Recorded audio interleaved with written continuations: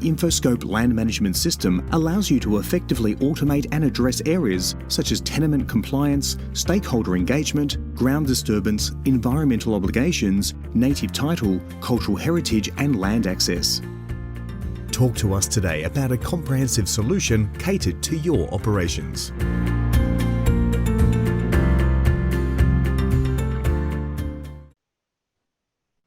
Good afternoon, everybody, and welcome to this IMARC session on sustainability and transparency.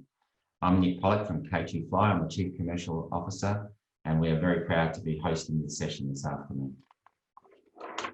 At K2 Fly, we've had a good association with IMARC over the last 3 years. We have facilitated and hosted the social license to operate workshops, which have been tremendously successful and enlightening for all of us that have been involved in those.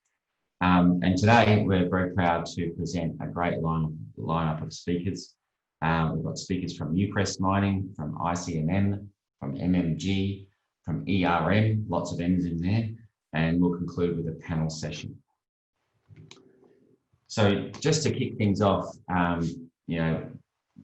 wanting to set the scene here a bit and the industry challenges that everybody's facing right now in this audience.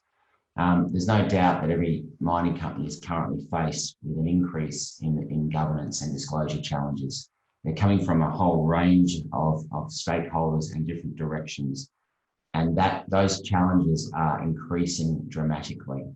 So at K2 Fly, we see our role as supporting organisations with that challenge by using technology more effectively.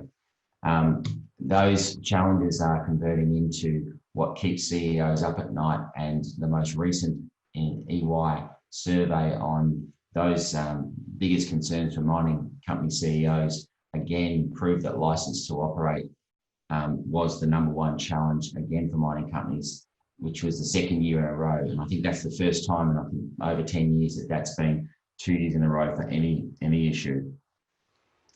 Interestingly enough, social license to operate was losing ground on our experience over the last few years with IMARC. The term was losing ground to ESG, but I think some of the events in the mining industry of late have put it very much back into the forefront. What are the global factors driving these changes? There's global factors that are consistent across all industries, plus some mega events that we've seen in the mining industry recently. We operate in a world of finite and declining resources.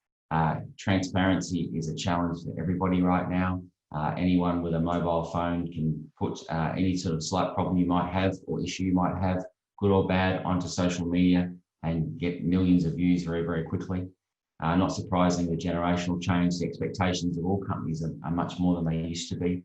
But the mining industry is doing a good job of drawing a lot of attention to itself, particularly recently.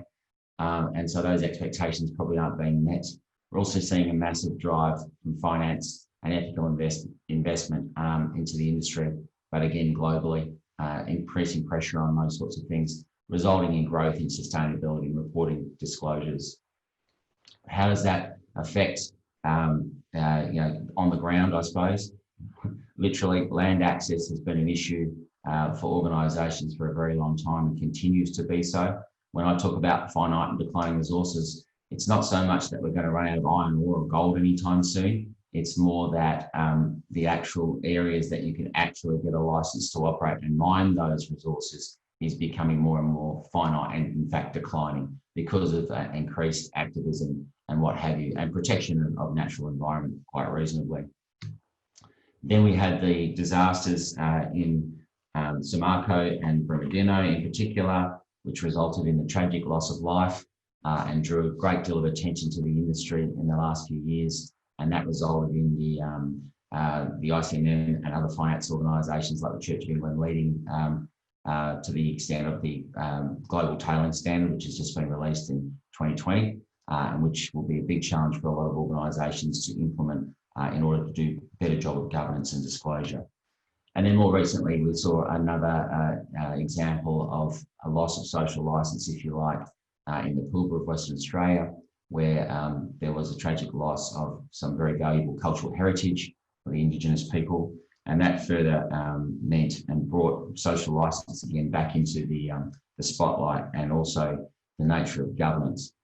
And the way we see it at K2Fly is that the failures, particularly with tailings dams and destruction of cultural heritage, are as much a failure of the governance of the organisation as they are of, a dam breaking necessarily, or a geotechnical fault, or in fact, a explosive fault, or what have you.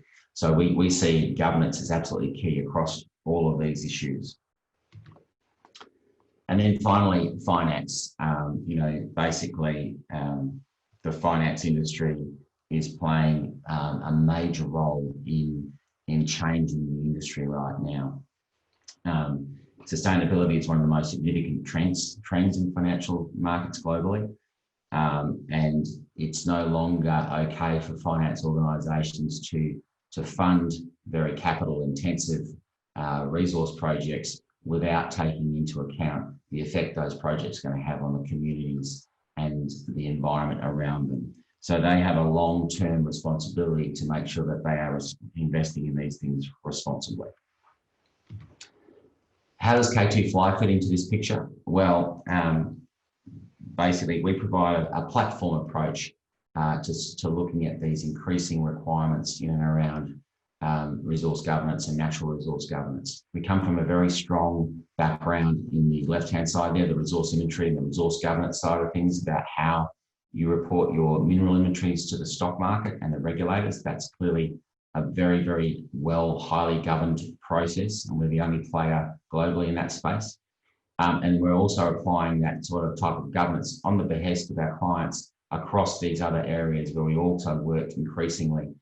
We have a lot of solutions or customer solutions sitting in land access, heritage, rehab and disturbance, and increasingly in tailings as well.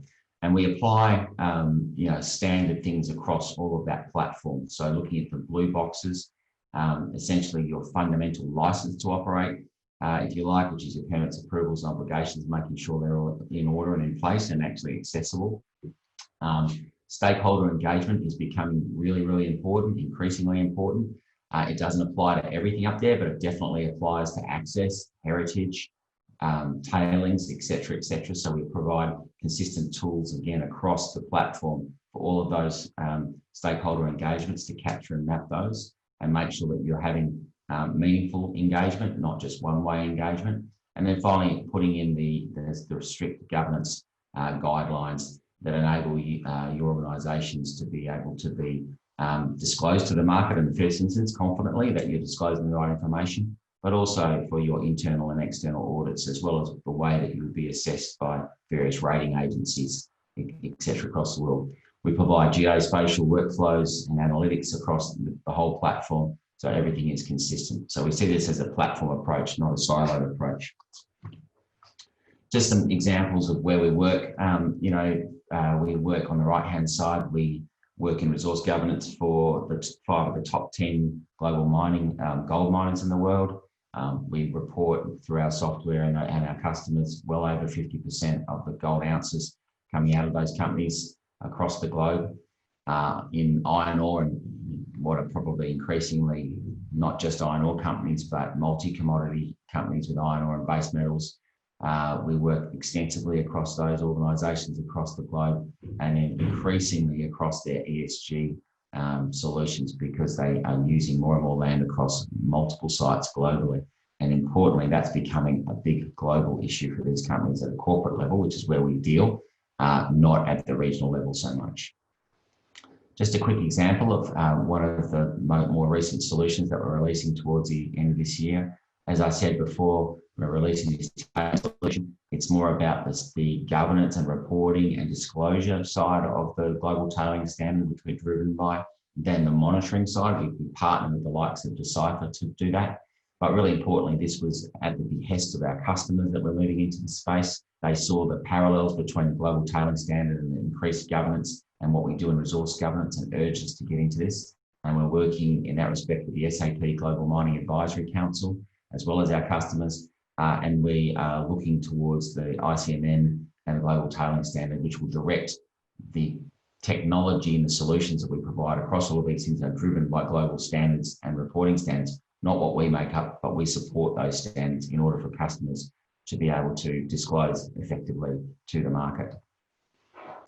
And just finally, we deliver these solutions all over the world. Why is that important to you? Well, what we've seen recently is that decisions that are made in a region for a global mining company can have a dramatic effect on the company's performance overall, whether that be a destruction of value or in fact loss of jobs, etc., etc. So what we see as a trend in our world is that increasingly those that operate globally and have successfully operated in the federated model for most of their company's history are starting to reevaluate some of those things based on recent events, whereby a decision made in the Pilbara in Western Australia has that dramatic effect on the whole company.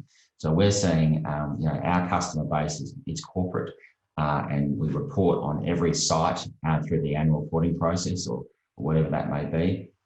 And increasingly, we see that role as potentially managing ESG risk and reporting that risk is a corporate function.